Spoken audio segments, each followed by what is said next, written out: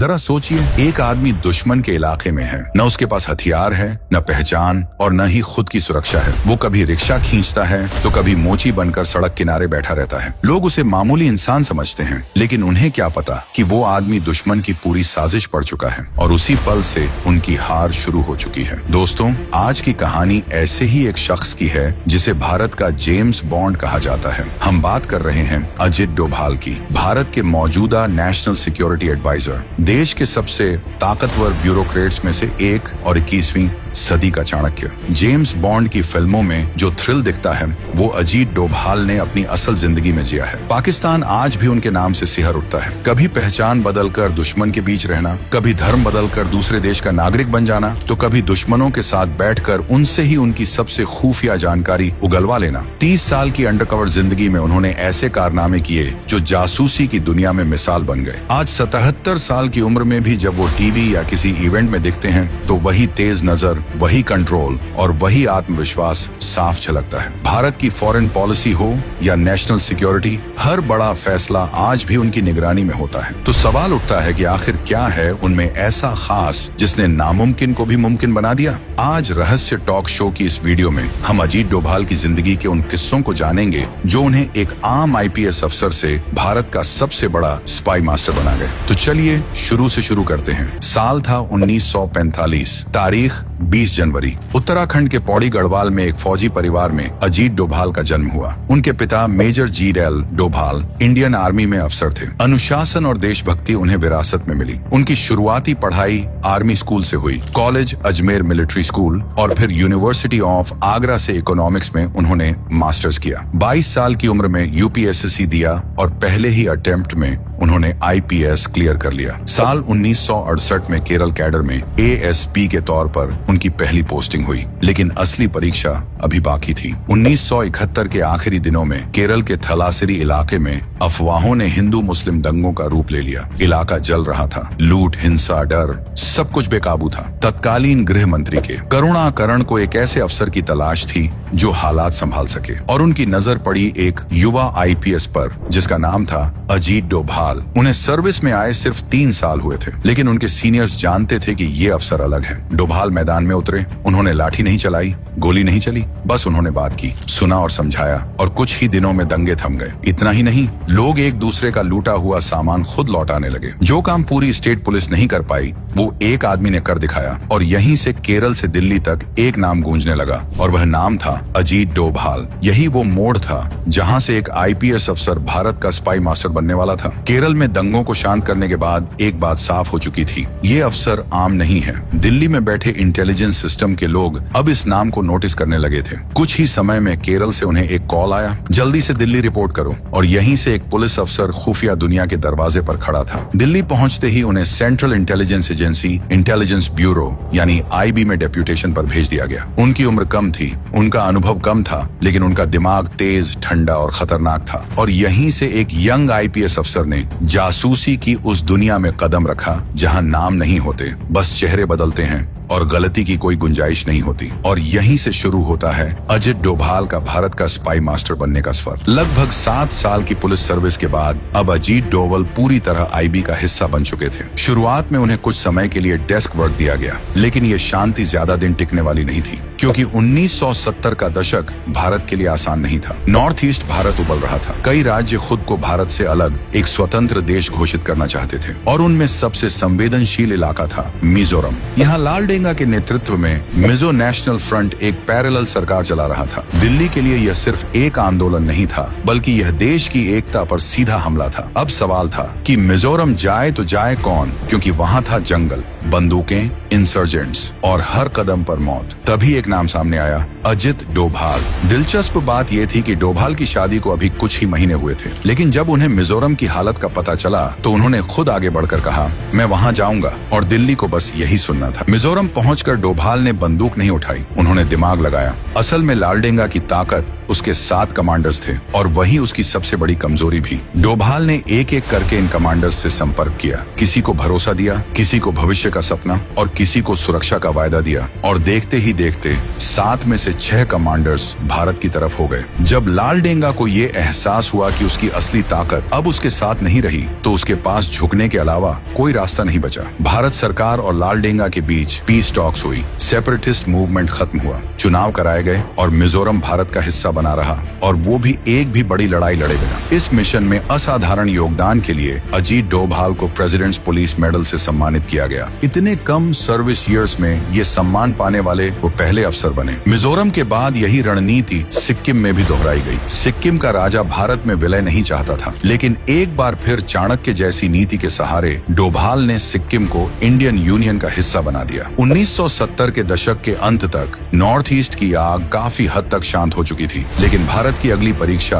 अब पंजाब में होने वाली थी, जहां खालिस्तानी आतंक धीरे धीरे एक बड़े विस्फोट की तैयारी कर रहा था। और आने वाले सालों में ये चुनौती अजीत डोभाल की जिंदगी का सबसे खतरनाक अध्याय बनने वाली थी। ऑपरेशन ब्लू स्टार के बाद लगा था कि हालात काबू में आ गए हैं, लेकिन सच्चाई इससे कहीं ज्यादा खतरनाक थी। गोल्डन टेम्पल के भीतर अब भी कुछ मिलिटेंट छिपे हुए थे। वे बेशक कम संख्या में थे, लेकिन इरादों में उतने ही खूंखार थे। उन्हें बाहर निकालने के लिए साल 1988 में एक नया मिशन तैयार किया गया, जिसका नाम था ऑपरेशन ब्लैक थंडर, और यहीं से इस कहानी ने जेम्स बॉन्ड से भी आगे का मोड़ लिया। इस ऑपरेशन की सबसे बड़ी चुनौती थी अंदर की सही जानकारी, कौन कहां है, कितने हथियार हैं और हमला कब किया जाए। लेकिन कोई भी एजेंट खुलकर अंदर नहीं जा सकता था। तभी मैदान में उतरे अजीत डोभाल। उन्होंने बंदूक नहीं उठाई, उन्होंने पहचान बदली। एक साधारण सा रिक्शा खींचने वाला, न कोई शक न कोई डर। इसी भेष में वो गोल्डन टेम्पल के आसपास घूमते रहे और धीरे धीरे मिलिटेंट्स का भरोसा जीतते गए। इतना भरोसा कि मिलिटेंट्स ये मानने लगे कि ये आदमी पाकिस्तानी इंटेलिजेंस का अफसर है जो उनकी मदद के लिए आया है। और बस यहीं खेल पलट गया। डोभाल ने गोल्डन टेम्पल के भीतर रहकर हर छोटी बड़ी जानकारी इकट्ठा की। कौन कहां छिपा है, कितने लोग हैं, किस वक्त सबसे कमजोर होंगे। ये सारी जानकारी सीधे इंडियन आर्मी तक पहुंची, और जब ऑपरेशन ब्लैक थंडर शुरू हुआ तो मिलिटेंट्स को भागने तक का मौका नहीं मिला। मिशन साफ था, सटीक था और पूरी तरह कामयाब था। लेकिन ये डोभाल की जिंदगी का सबसे खतरनाक मिशन अब भी नहीं था। असल परीक्षा पाकिस्तान में होने वाली थी। 1974 में भारत ने अपना पहला न्यूक्लियर टेस्ट किया। पाकिस्तान बौखला गया। Doctor A.Q. खान के नेतृत्व में पाकिस्तान ने न्यूक्लियर प्रोग्राम तेज कर दिया। चीन उसके साथ था और नॉर्थ कोरिया भी मदद कर रहा था। जब ये खबर इंदिरा गांधी तक पहुंची तो साफ आदेश मिला, हर हाल में इस प्रोग्राम की जड़ तक पहुंचना है। और इस मिशन के लिए चुना गया एक ही आदमी, अजीत डोभाल। वो पाकिस्तान पहुंचे, लेकिन अफसर बनकर नहीं, बल्कि भिखारी बनकर। फटे कपड़े, झुका हुआ शरीर और हाथ में कटोरा। कहूटा शहर, जहां शक था कि खान रिसर्च सेंटर के भीतर न्यूक्लियर प्रोग्राम चल रहा है। डोभाल सेंटर के बाहर बैठते, आने जाने वाले साइंटिस्ट्स को देखते, ट्रैक करते, लेकिन पुख्ता सबूत अब भी नहीं था। तभी उन्होंने एक और चाल चली। वो उस नाई की दुकान पहुंचे जहां ये साइंटिस्ट बाल कटवाने आते थे। वहां से उन्होंने बालों के सैंपल इकट्ठा किए। ये सैंपल भारत भेजे गए, टेस्ट हुआ और रिपोर्ट ने सब कुछ साफ कर दिया। बाल न्यूक्लियर रेडिएशन के संपर्क में थे। अब कोई शक नहीं बचा और डोभाल ने पाकिस्तान के न्यूक्लियर प्रोग्राम की हर अहम जानकारी भारत तक पहुंचा दी। तब तक भारत के प्रधानमंत्री मोरारजी देसाई बन चुके थे। डोभाल ने हमले के कई विकल्प रखे, लेकिन राजनीतिक कारणों से हर बार हमले की अनुमति नहीं मिली। भारत ने हमला नहीं किया। असल में भारत के प्रधानमंत्री मोरारजी देसाई पाकिस्तान के एटम बम बनाने को उसका निजी फैसला मानते थे, इसलिए उन्होंने ना तो मंजूरी दी और उल्टा पाकिस्तान को भारत के इस मिशन के बारे में बता दिया, जिससे भारत के हजारों एजेंट्स पाकिस्तान में ISI ने मार दिए। लेकिन एक बात तय हो गई, पाकिस्तान का सबसे गोपनीय प्रोग्राम अब भारत की पकड़ में था। और इसी असाधारण साहस के लिए 1988 में अजीत डोभाल को कीर्ति चक्र से सम्मानित किया गया। वो ये सम्मान पाने वाले पहले पुलिस अधिकारी बने। और ये सफर यही नहीं रुका। 1990 के दशक में कश्मीर की आग भड़क उठी और एक बार फिर डोभाल ने बंदूक से नहीं बल्कि बातचीत से जंग जीतने का रास्ता चुना। घाटी उस वक्त आतंक के साए में जी रही थी। हर गली में डर था, हर मोड़ पर बंदूक हाथों में थी। पाकिस्तान समर्थित मिलिटेंट्स खुलेआम अपने नेटवर्क फैला चुके थे और इन्हीं में से एक नाम था कूका पारे, एक हार्डकोर मिलिटेंट और पाकिस्तान का भरोसेमंद आदमी जिसे भारत का दुश्मन माना जाता था। लेकिन जब अजित डोभाल मैदान में उतरे तो कहानी ने दिशा बदल ली। डोभाल ने ना धमकी दी, ना लालच दिखाया। उन्होंने सिर्फ बात की, सुना, समझा और फिर कूका पारे के दिमाग की परतें एक एक कर खोलते चले गए। कुछ ही मुलाकातों में जो आदमी पाकिस्तान का एजेंट था वही भारत के लिए काम करने लगा। दुश्मन अंदर से टूट चुका था। नतीजा ये हुआ कि 1996 में जम्मू कश्मीर में विधानसभा चुनाव कराए जा सके और वही कूका पारे जो कभी हथियार उठाए घूमता था अब एमएलए बन चुका था। ये सिर्फ एक आदमी को बदलने की कहानी नहीं थी। ये साबित करता था कि डोभाल की सबसे बड़ी ताकत बंदूक नहीं बल्कि नेगोशिएशन थी। और यही कला एक बार फिर सामने आई IC 814 हाईजैकिंग के दौरान। एक इंडियन एयरलाइंस की फ्लाइट, हवा में कैद सैकड़ों जिंदगियां और पीछे आई SI का दबाव। हाईजैकर्स की मांगे साफ थीं, 100 खतरनाक आतंकवादी छोड़े जाएं और साथ में $2 बिलियन भी उन्हें दिए जाएं। सरकार पर अंदर और बाहर से जबरदस्त दबाव था, लेकिन डोभाल ने झुकने से इनकार कर दिया। उन्होंने बातचीत को हथियार बनाया, शब्दों का ऐसा जाल बुना कि हाईजैकर्स खुद अपने ही जाल में फंसते चले गए। नतीजा 100 आतंकियों की जगह सिर्फ 3 छोड़े गए। एक यात्री को छोड़कर बाकी सभी जिंदा और सुरक्षित भारत लौट आए। ये कोई आसान सौदा नहीं था, ये दिमाग की जंग थी और उसमें डोभाल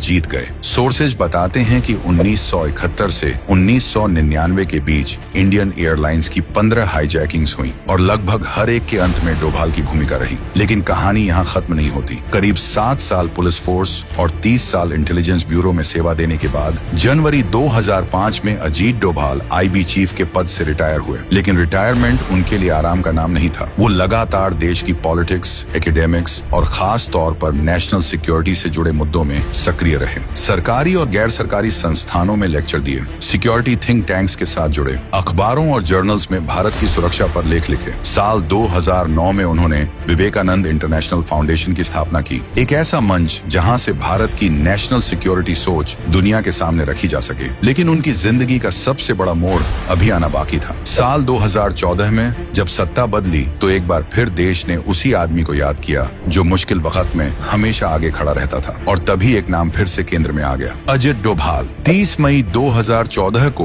प्रधानमंत्री नरेंद्र मोदी ने उन्हें भारत का 5वां नेशनल सिक्योरिटी एडवाइजर नियुक्त किया। ये कोई सम्मान की कुर्सी नहीं थी, ये संकट की कुर्सी थी और संकट ज्यादा देर इंतजार नहीं करता। NSA बने अभी 2 महीने भी पूरे नहीं हुए थे कि इराक से खौफनाक खबर आई। ISIS का पूरे इलाके में आतंक चरम पर था। जून 2015 में आई SIS ने भारत की 46 नर्सों को तिकरित में बंधक बना लिया। देश की निगाहें नई दिल्ली पर टिक गईं और निगाहों के बीच एक आदमी खामोशी से हरकत में आ गया और डोभाल बिना शोर, बिना कैमरों के खुफिया तरीके से इराक पहुंचे। वहां की सरकार से सीधे संपर्क में आए, रणनीति बनी और कुछ ही दिनों के भीतर एक भी गोली चले बिना सभी भारतीय नर्सें सुरक्षित वतन लौट आईं। ये था डोभाल स्टाइल, कम शब्द परफेक्ट वॉर। लेकिन चुनौती अभी खत्म नहीं हुई थी। पाकिस्तान प्रायोजित आतंक ने उरी और फिर पुलवामा में भारत पर भयावह हमले किए। देश गुस्से में था, दुनिया देख रही थी और पर्दे के पीछे रणनीति तैयार हो रही थी। उरी और पुलवामा के जवाब में भारत ने सर्जिकल स्ट्राइक्स की। इन ऑपरेशंस के आर्किटेक्ट कौन थे? वही नाम, अजीत डोभाल। पुलवामा के बाद एक और संकट खड़ा हुआ। भारतीय वायुसेना के विंग कमांडर अभिनंदन वर्धमान का विमान पाकिस्तानी सीमा में गिर गया। वो पाकिस्तान के कब्जे में थे। पूरी दुनिया को लगा कि अब मामला लंबा खींचेगा, लेकिन डोभाल ने एक फोन घुमाया अमेरिका। वहां से दबाव बना और कुछ ही घंटों में अभिनंदन बाइज्जत भारत वापस लौट आए। पाकिस्तान ने इसे गुडविल जेस्चर कहा, लेकिन सच्चाई ये थी, ये डोभाल के खौफ का असर था। वीडियो यहाँ खत्म हो सकती है, लेकिन अजीत डोभाल की कहानी कभी खत्म नहीं होती। 30 साल की अंडरकवर जिंदगी में उन्होंने मौत को इतनी बार करीब से देखा कि डर उनसे डरने लगा। कभी जान दांव पर लगी, कभी पहचान तो कभी परिवार से दूरी, लेकिन उन्होंने कभी पीछे मुड़कर नहीं देखा। बिना घबराए, बिना डगमगाए। उनकी सबसे बड़ी ताकत हथियार नहीं थी बल्कि सोच थी, क्योंकि कहा जाता है कि जहां बाकी लोगों की सोच खत्म हो जाती है वहीं से अजीत डोभाल की सोच शुरू होती है। दुश्मन के दिमाग को पढ़ना, उसकी साइकोलॉजी समझना और उसी के जाल में उसे फंसा देना, यही उनकी असली कला रही। और इसी कला ने कई मास्टरमाइंड्स के प्लान जमीन पर गिरा दिए। और इसी वजह से आज भी जब बात भारत की सुरक्षा की होती है तो देश सुकून से सांस लेता है, क्योंकि कहीं ना कहीं पर्दे के पीछे एक आदमी अब भी चौकन्ना खड़ा है। तो यही थी कहानी भारत के सबसे पावरफुल स्पाई मास्टर की, अजित डोभाल की। अब आप अजित डोभाल का हौसला बढ़ाने के लिए कमेंट में जय हिंद जरूर लिखें। वंदे मातरम। जय हिंद।